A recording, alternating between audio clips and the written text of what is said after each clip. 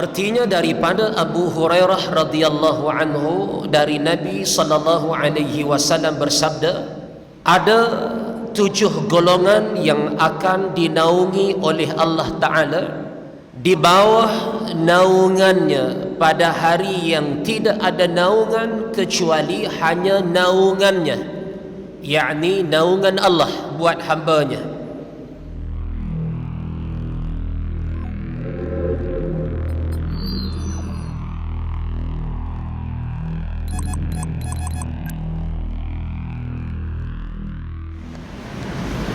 ونستغفر الله من كل ذنب ونتوب إليه ونستغفر الله من كل ذنب ونتوب إليه وحسبنا الله ونعم الوكيل نعم المولى ونعم النصير.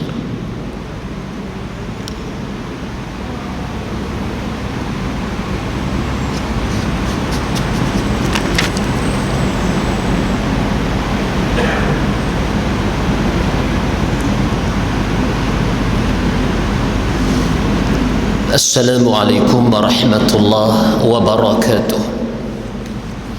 Hadirin dan hadirat muslimin dan muslimat rahimakumullah.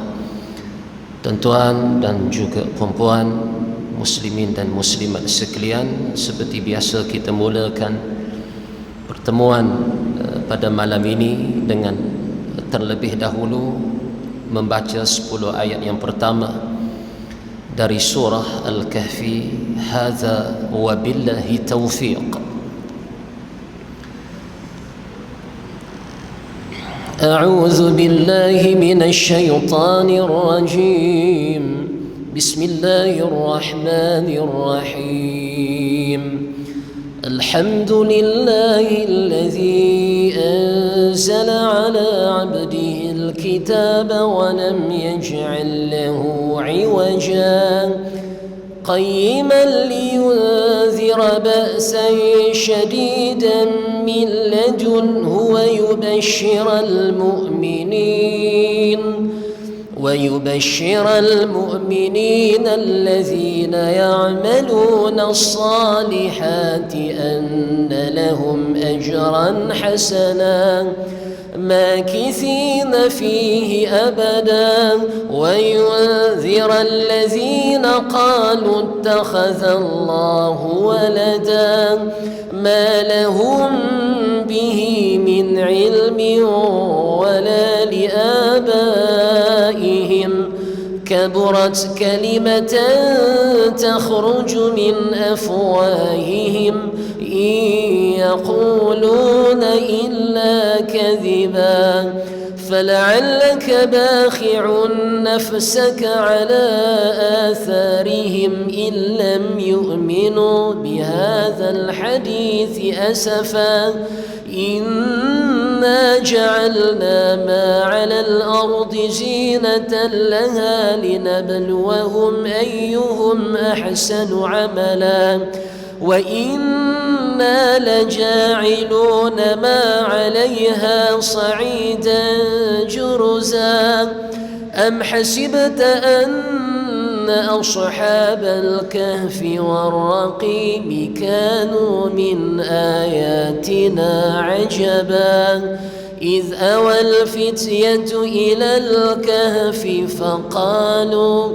فقالوا ربنا آتنا من لدنك رحمة وهيئ لنا من أمرنا رشدا. صدق الله العظيم.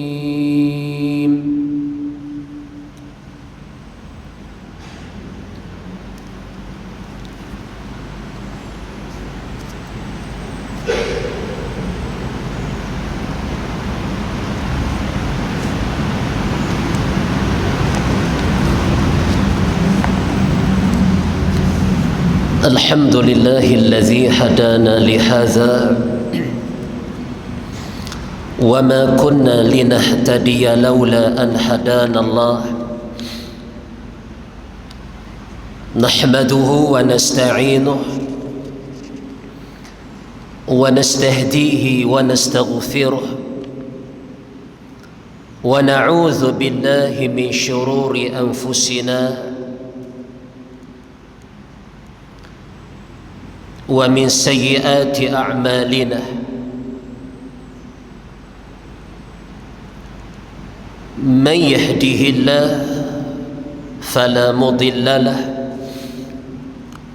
ومن يضلله فلا هادي له وهو في الآخرة من الخاسرين ونصلي ونسلم على حبيبنا المصطفى محمد صلى الله عليه وسلم وعلى آله وأصحابه والتابعين وتابع التابعين لهم بإحسان إلى يوم يبعثون.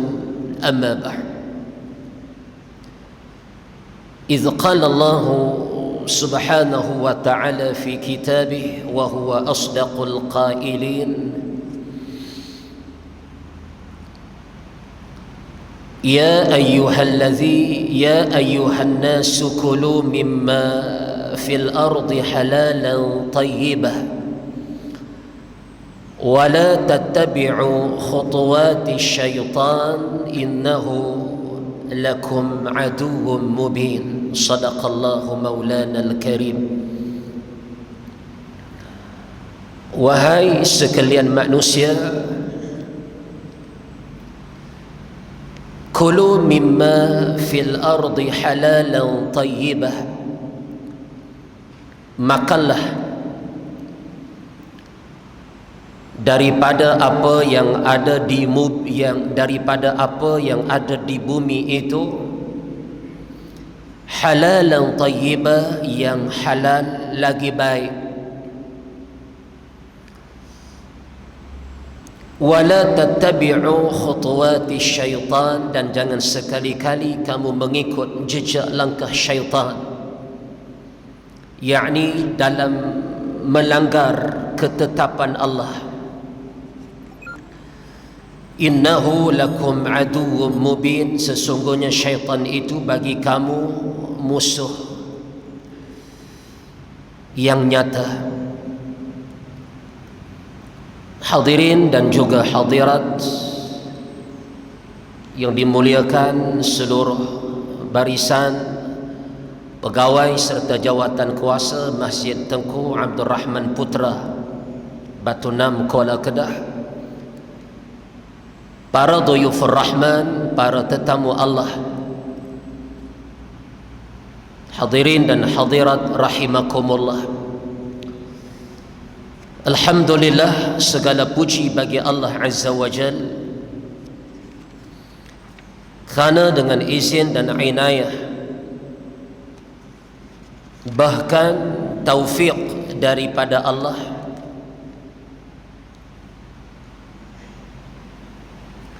sekali lagi kita dapat bertemu untuk membicarakan hadis yang terakhir yang dimuatkan dalam kitab 40 hadis akhlak mulia. Dan sesudah itu insya-Allah kita akan bertemu bahagian khatimah ataupun bahagian penyudah, penamat kitab ini pada minggu yang berikutnya insya-Allah. Dan bicara kita malam ini, tuan-tuan, hadis yang ke-42, dan sepatutnya kita dah tamat pada membicarakan 40 hadis pada bulan yang lalu, namun oleh kerana musannif ataupun pengarang kitab ini datangkan lebihan lagi 2 riwayat di hujung kitab ini, menjadikan sekaliannya 42 riwayat. Dan riwayat yang ke-42 yang terakhir pada malam ini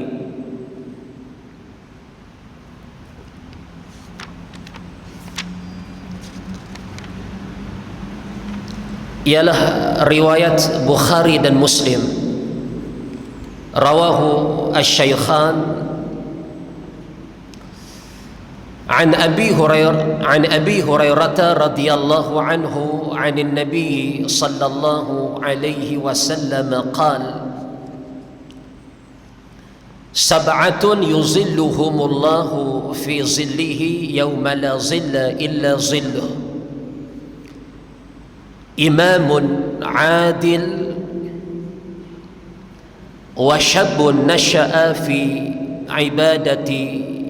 عبادة الله عز وجل، ورجل قلبه معلق بالمساجد، ورجلان تحبا في الله اجتمعا عليه وتفرقا عليه، ورجل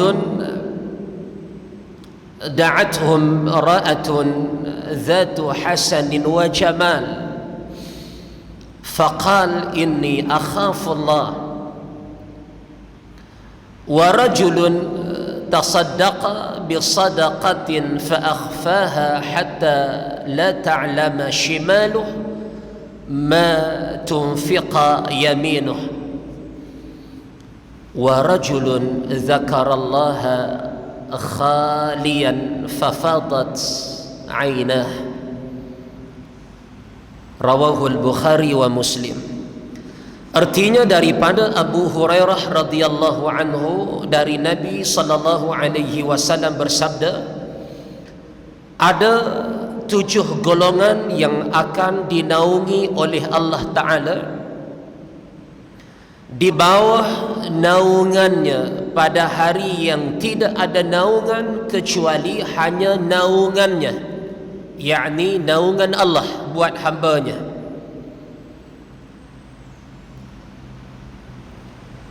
Yang pertama,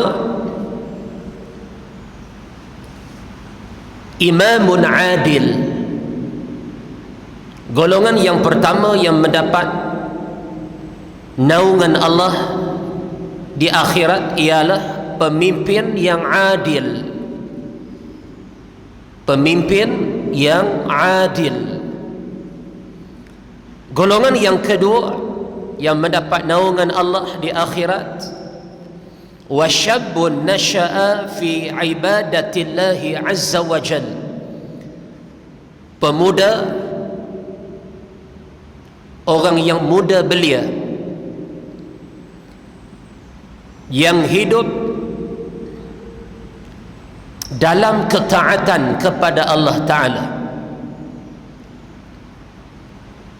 Yang ketiga, wa rajulun qalbuhu mu'allaqun fil masajid. Lelaki yang hatinya terkait, melekat di masjid. Yang keempat, wa rajulani tahabba fillahi ijtama'a alaih wa tafarraqa alaih. 2 orang yang saling cinta mencintai kerana Allah, berhimpun, yakni bertemu kerana Allah, dan berpisah juga kerana Allah. Yang kelima, wa rajulun da'athu imra'atun dhatu hasanin wa jamal faqal inni akhafullah. Golongan yang kelima, lelaki yang dirayu oleh perempuan yang jelita untuk mengerjakan zina, untuk melakukan zina bersamanya. Lalu ia, yakni lelaki itu berkata, inni akhafullah, aku takut akan Allah. Yang keenam yang mendapat naungan Allah di akhirat, wa rajulun tasaddaqa bisadaqatin fa akhfaha hatta la ta'lama shimaluh ma tunfiqa yaminuh. Golongan yang keenam, kata Nabi sallallahu alaihi wasallam, dan lelaki yang menyembunyikan sedekahnya sehingga tangan kirinya tidak tahu dengan apa yang disedekahkan oleh tangan kanannya. Dan yang akhir, yang ketujuh, wa rajulun dzakarallaha khalian fafadat 'ainah, seorang lelaki yang mengingati Allah, seorang lelaki yang ingat Allah, dan sewaktu dia mengingati kebesaran-kebesaran Allah, kemuliaan-kemuliaan Allah, dia mengenang kekurangan dirinya, sifat baharu dirinya, dan betapa sempurnanya, kamalatnya sifat Allah Ta'ala yang memiliki segala-gala. Sewaktu dia ingat Allah yang maha kaya itu, yang maha sempurna itu, walhal dirinya itu serba kekurangan, tiba-tiba mengalir air matanya sewaktu mengingati kebesaran Allah Ta'ala itu. Hadirin dan juga hadirat muslimin dan muslimat rahimakumullah, bicara kita malam ini di bawah tajuk masyarakat madani yang diidam-idamkan. Dan kita berharap tuan-tuan, daripada riwayat yang kita baca malam ini, saya, tuan-tuan, puan-puan yang dimuliakan Allah dengan iman dan Islam, moga-moga ada bahagian kita salah satu atau lebih daripada ciri-ciri yang dinyatakan dalam riwayat ini. Mudah-mudahannya begitu. Allahumma amin. Tuan-tuan tengok tak saat ada tak tuan-tuan habuan kita untuk dapat juga sab'atun yuzilluhumullahu fi zillihi yauma la zilla illa zilluh. Agak-agak ada tak habuan kita dalam tu 7 golongan ni, insya-Allah. Mudah-mudahan ada. Namun kalau jawapan sebaliknya, tak ada ustaz, tuan-tuan, puan-puan, usahalah supaya kita ada asbab, salah satu sekurang-kurangnya daripada 7 ciri-ciri yang dinyatakan dalam riwayat ini. Namun jauh di lubuk hati saya teramat yakin, tuan-tuan, bukan satu ciri yang ada dalam riwayat ini, bahkan lebih daripada satu ciri yang insya-Allah kita akan bahaskan satu persatu insya-Allah. Allahumma amin. Dan kita melihat setiap daripada 7 golongan ini, adakah kita termasuk? Keterangan inilah 7 unsur kepada masyarakat madani yang kita idam-idamkan. Kena ada 7 ciri ini, baru sempurna kehidupan bermasyarakat. Kalau wujud ke-7 unsur ini dalam satu masyarakat, maka masyarakat itu ialah masyarakat madani yang sebenar, yang bergerak seiring dengan teknologi, dengan kemodenan,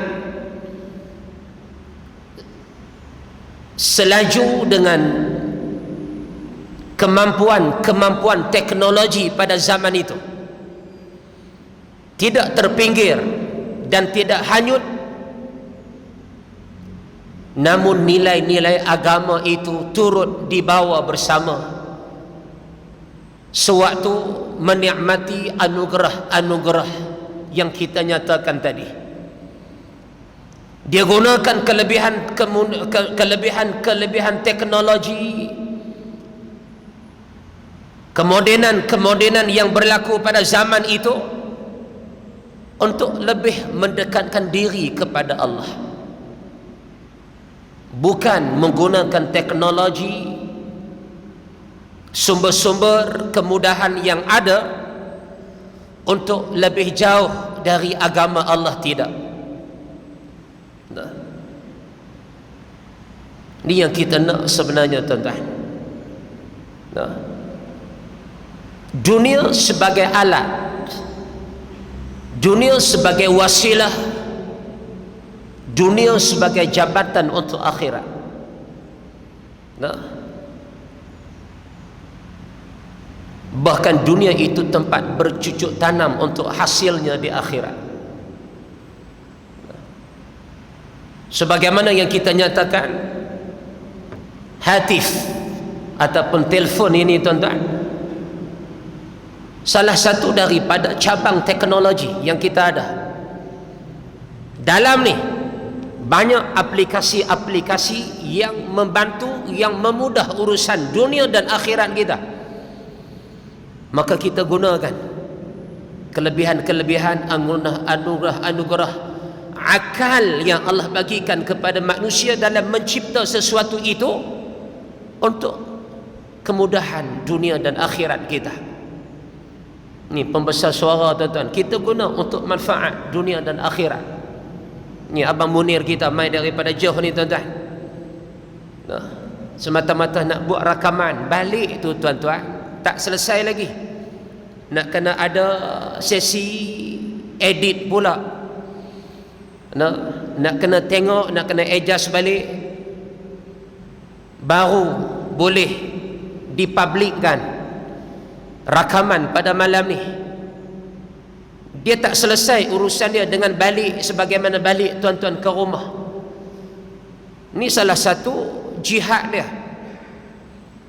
Ni salah satu saham akhirat terbesar untuk dia, yang mana kuliah kita malam ni sebelum ini bahkan rakaman bukan berlaku di sini, tuan-tuan.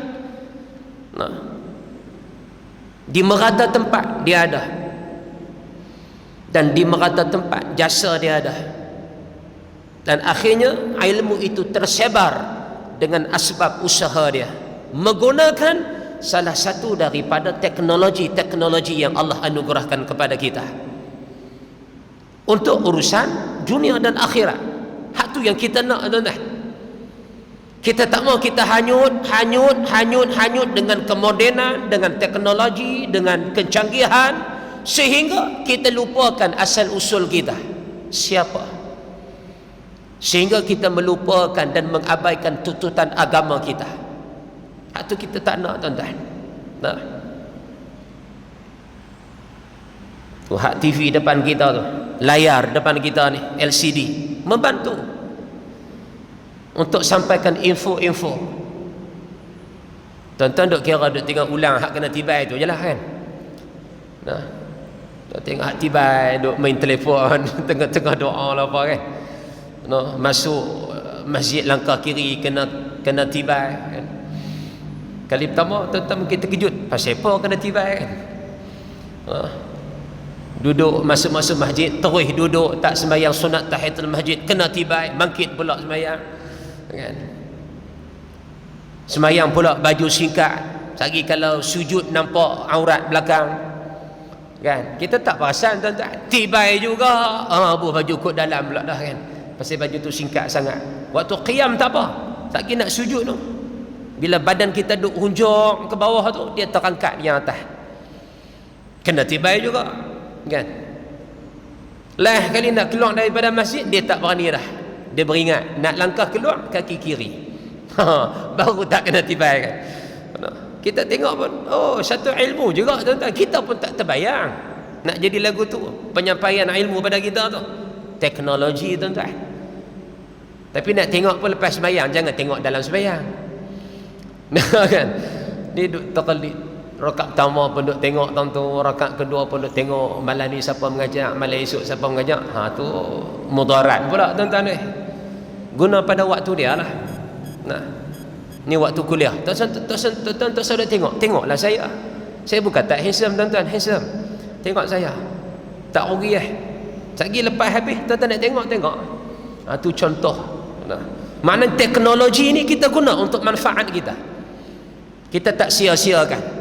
Sebagaimana sebagian manusia dia gunakan teknologi itu untuk semakin sesat dalam agama, untuk semakin jauh daripada agama. Nah, kita tak mau lagu tu. Baik, Mereka itu ialah yang kata 7 golongan itu. Pertama, pemimpin yang adil. Sudah pasti pemerintahan yang adil itu akan disenangi oleh rakyat kerana rakyat merasakan kebahagiaan daripadanya. Ini yang rakyat nak, pemimpin yang adil. Yang melihat derita rakyat, yang melihat keperluan rakyat. Pemimpin yang bukan hanya memandang jawatan itu sebagai ghanimah, keuntungan, tetapi jawatan amanah kepimpinan itu sebagai suatu bebanan dan amanah sebenarnya. Pemimpin yang adil adalah antara manusia yang dipermudahkan masuk ke dalam syurga. Dan doa pemimpin yang adil itu mustajab di sisi Allah. Doa pemimpin yang adil itu mustajab di sisi Allah. Dan kita nak pemimpin-pemimpin sebegini, dan kita sayang pemimpin-pemimpin yang sebegini. Bila hilang daripada jawatan pemimpin-pemimpin yang adil ni, kita rasa kehilangan amat besar dalam satu sudut kehidupan kita. Kerana pemimpin yang adil ini juga penyempurna bagi sebahagian kehidupan kita. Itu penting jawatan pemimpin ni, dan pemimpin itu pula mestilah yang adil. Dan kalau wujud, maaf dia kata, tetapi kalau pemimpin itu zalim, tapi kalau mukhalafah sebaliknya yang berlaku, bukan pemimpin yang adil tetapi pemimpin itu pemimpin yang zalim, maka ia tidak disenangi oleh rakyat dan tidak mendapat kerjasama dari mereka, maka segala sesuatu tidak dapat berjalan dengan lancar, maka susahlah untuk mencapai kemajuan. Kalau pemimpin yang zalim, pemimpin yang khianat amanah, apa yang diberikan, yang dipertanggungjawabkan, dulu janji segala-gala, bila dah milik jawatan, bila dah dapat jawatan, bila dah berada pada tempat yang dia nak, dia abai. Apa yang menjadi mustahak kepada sekalian rakyat, kecuali untuk kroni-kroninya sahaja. Hak lagu ni, hak serupa macam ni, dia tidak akan mendapat kerjasama daripada rakyat. Buat apa pun tak dapat kerjasama. Maka berlakulah dalam sesuatu negara itu, sesuatu negeri itu, porak peranda, hasil daripada khianat dan zalimnya pemimpin itu. Sebab itu mustahak pemimpin yang adil. Bukan senang tuan-tuan. Waktu bukan pemimpin, orang tak tengok dia, orang tak berhajat pada dia. Tapi waktu dia jadi pemimpin, dia jadi tumpuan. Dia jadi fokus manusia. Dan bila jadi fokus manusia, tumpuan manusia, ada yang berniat baik dan ada yang berniat jahat dan khianat kepada dia. Apabila hajat mereka tak dapat dan tidak terhasil pada satu-satu keadaan. Bukan senang tuan-tuan nak berada pada tampuk kepimpinan ni. Sebab tu tuan-tuan, pemimpin nak jadi pemimpin, janganlah minta untuk jadi pemimpin, kecuali diminta untuk jadi pemimpin. Sebab minta jadi pemimpin ini suatu kehinaan. Lobby diri untuk jadi pemimpin ni suatu kehinaan sebenarnya. Kemuliaan di mana? Bila orang yang angkat kita, bila orang yang syorkan kita, bila orang yang lantik kita, barulah kemuliaan ada di situ, baru barakah ada di situ. Yang kita nampak hari ini, banyak pemimpin itu dia angkat diri dia sendiri, dia upah orang pula untuk angkat dia. Faham tuan-tuan? Upah orang pula untuk angkat dia. Bukan orang yang calonkan dia, bukan orang menagih jasa baik dia, tidak, untuk memimpin sesuatu urusan. daripada sekecil-kecil urusan sampai sebesar-besar urusan, tidak. Tapi dia yang melebihkan diri dia pada khalayak supaya diketengahkan sebagai pemimpin. Ini suatu kehinaan sebenarnya. Suatu kehinaan. Jangan minta jadi pemimpin, kecuali tuan-tuan dan perempuan diminta untuk jadi pemimpin, ahlan, silakan. Ini nasihat daripada salafus salih, ulama-ulama kita.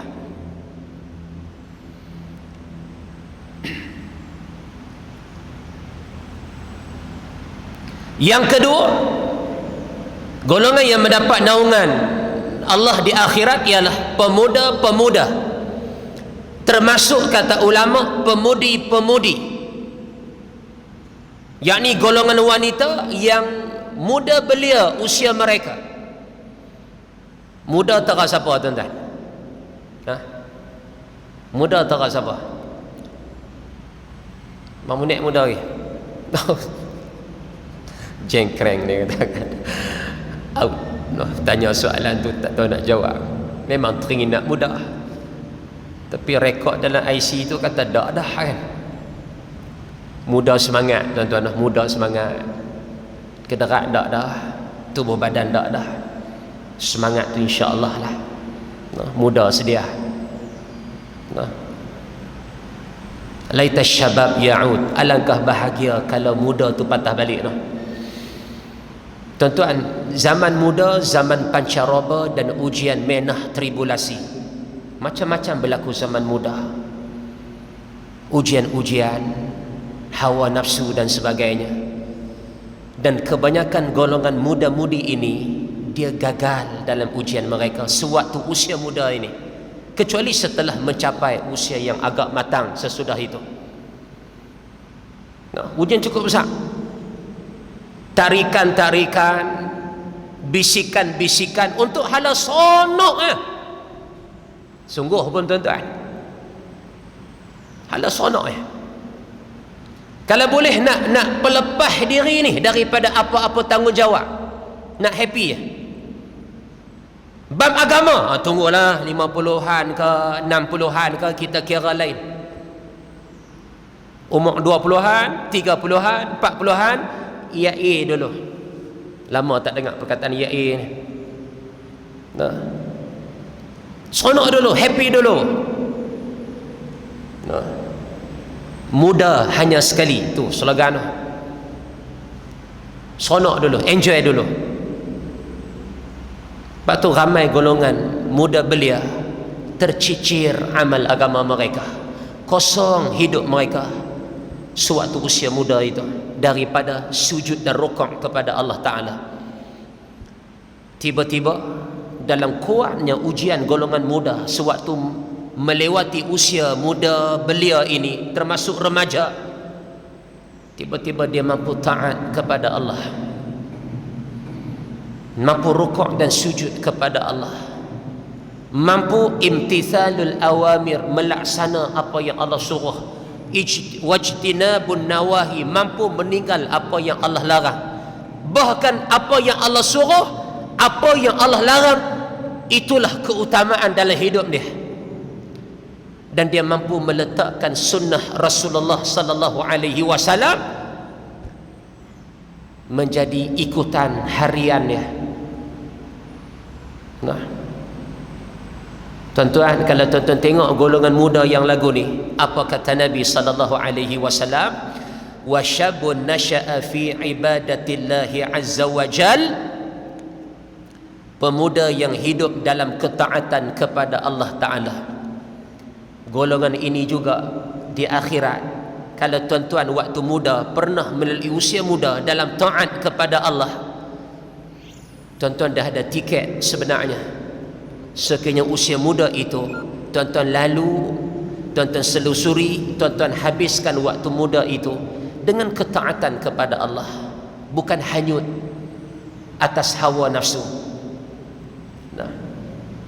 Ada tuan-tuan bila dia sampai 50-an, 60-an, dia kena cover balik semayang hak muda ni.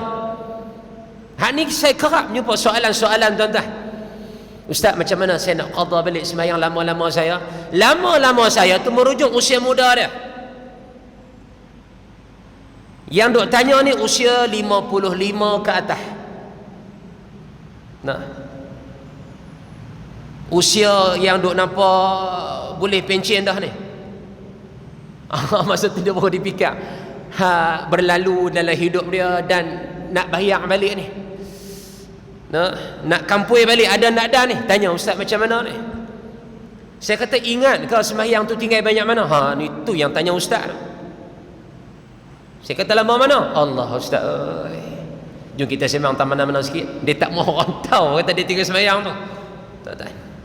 Nah. Dia ulang alik masjid. Dia ahlul masjid. Dia ahli ulang alik masjid ni. Tapi pernah berlalu dalam hidup muda dia tak sembahyang langsung. Jumpa tuan-tuan. Jumpa. Bila kita jawab sengak dia.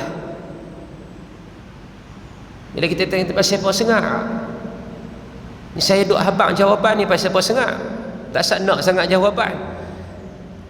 Dia jawab apa? Ada nak dan bayar balik ustaz, dia kata. Kita nak kata apa tuan-tuan?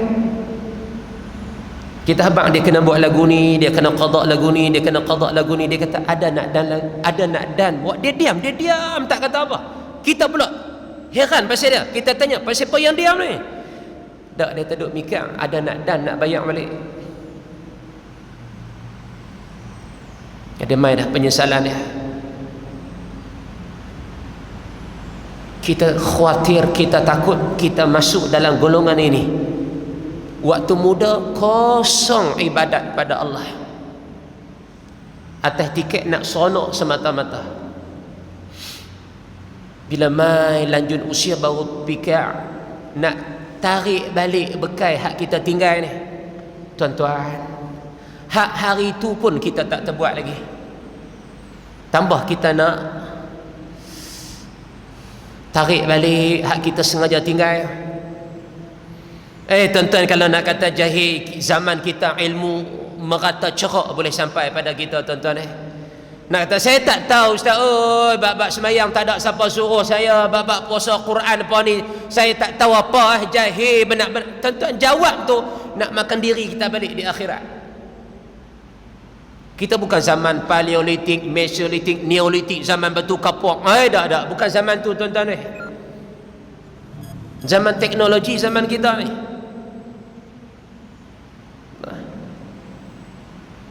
Yang kita duk guna benda-benda lara, dalam tu pun ada ilmu sebenarnya, tapi kita tak mau ambil, kita tak mau pilih, kita tak mau klik benda tu.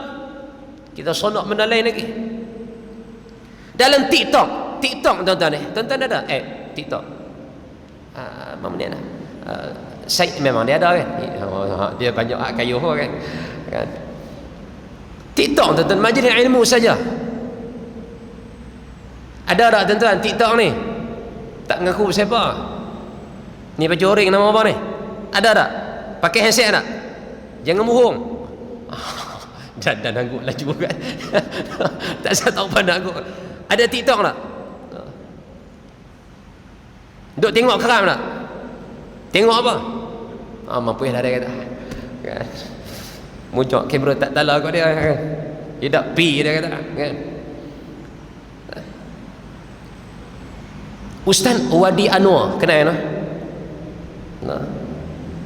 Dia antara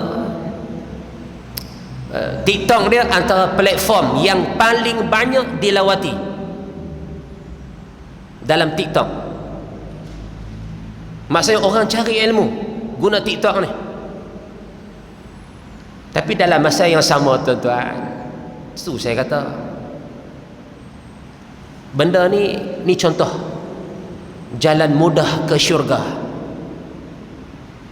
dan benda ni juga silap gaya dan silap hari bulan, jalan mudah ke neraka. Dia tengok TikTok juga tuan-tuan, bukan adik ni lah, dia tengok hak ceramah-ceramah kan, betul tak? Angguk betul. Angguk tak apa nak karan siapa kan. Tiba-tiba dia tak tengok hak benda bawa kebaikan dunia akhirat ni. Dia duduk kira, saya cerita ni nak jadi panjang cerita tuan-tuan ni. Tuan-tuan pun faham kan? Dia tengok hak lara, dia tengok hak maksiat, hak dia nak tengok boleh jadi dosa mata, zina telinga. Adakah zina mata? Adakah zina telinga ni? Tu yang suruh mengaji.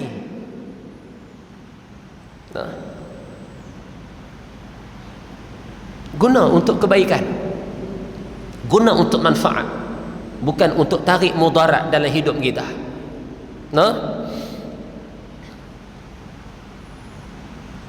Ustaz, ada tak TikTok dalam tu? Jawapan tu kita jawab kemudian. Syed dia pandai cari dia kan. Dia tekan tu naik nama kita Jahanam kan. Cari untuk kebaikan. Syed apa dah Al-Banjari TikTok ni apa nama? Klik tu tekannya naik semua off-road dia semua off-road tu kan. King Mountain. Gunakan tuan-tuan untuk sebarkan, untuk jalin hubungan bersama kawan-kawan, rakam kenangan-kenangan dengan kawan-kawan. Guna untuk kebaikan. Yang kata teknologi ini termasuk alam maya kita. Maka kehidupan orang muda ni banyak ujiannya. Biasanya yang rajin beribadat itu hanya orang yang sudah tua. Kan? Yang duk rajin biasa-biasa ibadat orang tua. Pasal dia fikir kubur kelui dah nu ustaz oi. Rumah pun duk rasa panas ya. Rumah duk rasa panas ya ustaz kubur duk kelui nu. Tunggu lagi tak bersiap apa yang patut bersiap ustaz. Duk lengah lagi, duk nganga lagi. Okay. Biasanya ghalib dia kata gitu. Adapun anak muda, maka mereka banyak bermain dan mengisi waktu dengan hiburan dan perkara-perkara maksiat. Ghalib anak muda begitu pula. Okay. Apabila di suatu negeri dapat terbina anak-anak muda untuk rajin beribadat, maka suasana akan berubah dari pesta maksiat kepada majlis zikir dan munajat. Majlis keramaian hanya wujud dalam bentuk olahraga yang tidak dicampuri dengan perkara-perkara maksiat. Ini yang kita nak tuan-tuan. Anak-anak muda dilatih untuk tahan lasak. Tu duk kayuh tu cantik tu. Tahan lasak kan. Dan bermental perjuangan, lawan, dengan cepat mengalah. Bukan dibiasakan dengan hiburan semata-mata. Jangan bab sonok ayah. Jangan bab lara dan jangan semata-mata hala tuju orang muda ni dalam bab melalaikan sahaja pilihannya. Kita tak mau benda tu. Walaupun benda tu inilah yang ghalib, yang lazim kita menyaksikan pada khalayak orang muda hari ini. Malam ni tentang berapa orang muda berbanding orang yang tua? Jawapan ada. Bukan takat tuan-tuan, Masjid Putra berapa orang muda malam ni? Masjid Tengku Ahmad Tajuddin Lorong Mayat berapa orang muda malam ni? Masjid Al-Huda Teluk Kecil berapa orang muda malam ni? Masjid Al-Wahdatul Islamiyah Taman Bersatu berapa orang muda malam ni? Masjid As-Salihin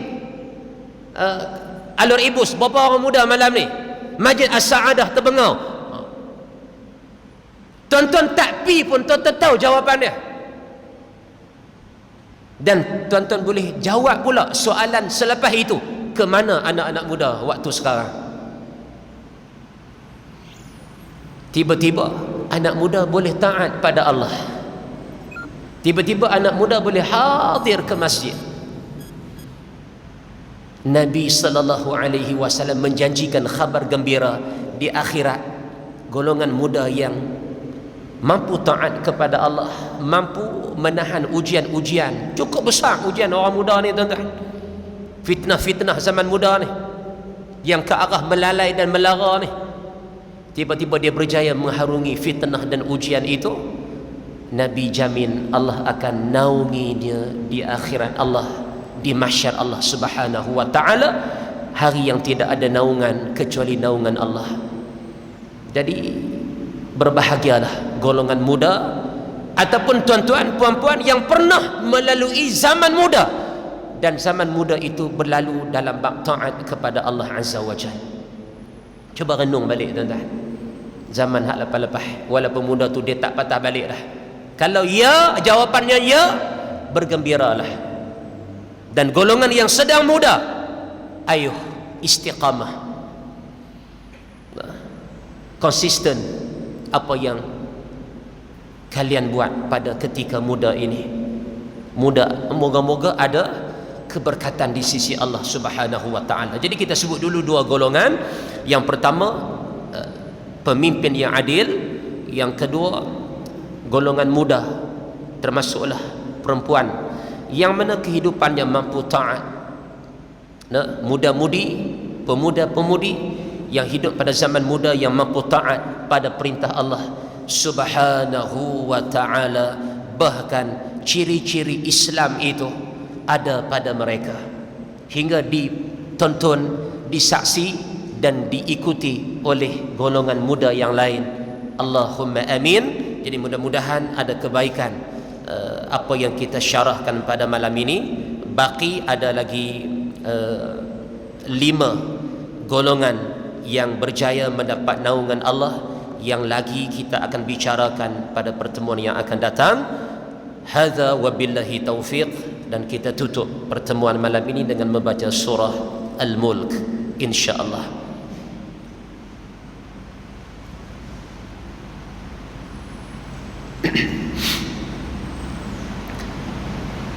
أعوذ بالله من الشيطان الرجيم بسم الله الرحمن الرحيم تبارك الذي بيده الملك وهو على كل شيء قدير الذي خلق الموت والحياة ليبلوكم أيكم أحسن عملا وهو العزيز الغفور الذي خلق 7 سماوات طباقا ما ترى في خلق الرحمن من تفاوت فارجع البصر هل ترى من فطور ثم ارجع البصر كرتين ينقلب إليك البصر خاسئا وهو حسير ولقد زينا السماء الدنيا بمصابيح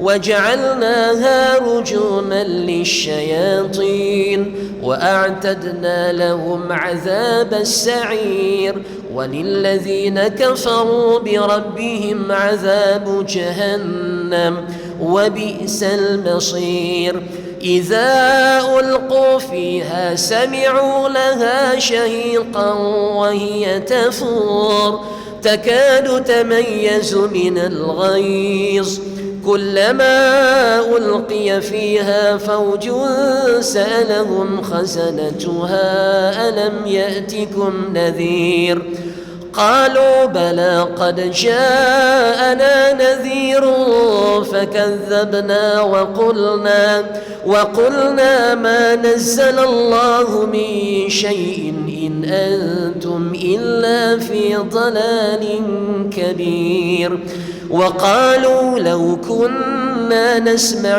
أو نعقل ما كنا في أصحاب السعير فاعترفوا بذنبهم فسحقا لأصحاب السعير إن الذين يخشون ربهم بالغيب لهم مغفرة وأجر كبير وأسروا قولكم أو اجهروا به إنه عليم بذات الصدور ألا يعلم من خلق وهو اللطيف الخبير هو الذي جعل لكم الأرض ذلولا فامشوا في مناكبها وكلوا من رزقه وإليه النشور أأمنتم من في السماء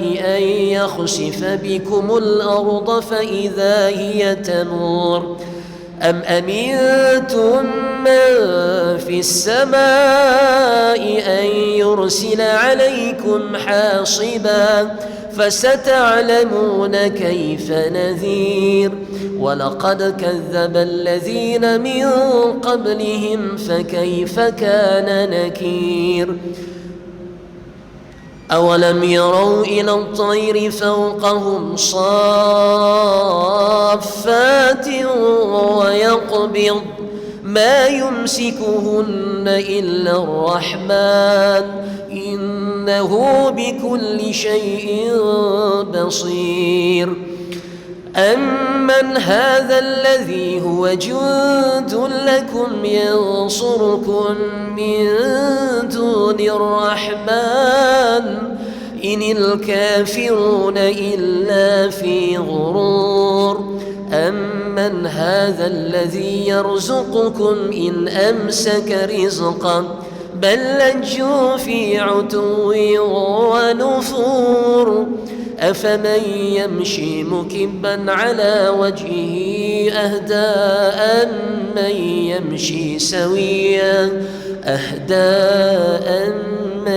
يمشي سويا على صراط مستقيم قل هو الذي أنشأكم وجعل لكم السمع والأبصار والأفئدة قليلا ما تشكرون قل هو الذي ذرأكم في الأرض وإليه تحشرون ويقولون متى هذا الوعد إن كنتم صادقين قل إنما العلم عند الله وإنما أنا نذير مبين فلما رأوه زلفة سيئت وجوه الذين كفروا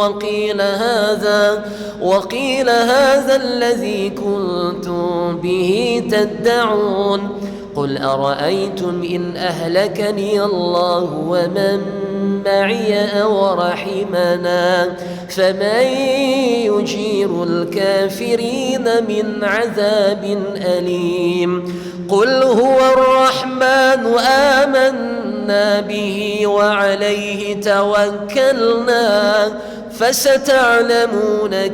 فستعلمون من هو في ضلال مبين قل أرأيتم إن أصبح ماؤكم غورا فمن يأتيكم بماء معين صدق الله العظيم اللهم ارحمنا بالقرآن واجعله لنا إماما ونورا وهدى ورحمة اللهم ذكرنا منه ما نسينا وعلمنا منه ما جهلنا وارزقنا تلاوته آناء الليل وأطراف النهار واجعله لنا حجة يا رب العالمين سبحانك اللهم وبحمدك أشهد أن لا إله إلا أنت أستغفرك وأتوب إليك هذا وبالله توفيق والرعاية والسلام عليكم ورحمة الله وبركاته.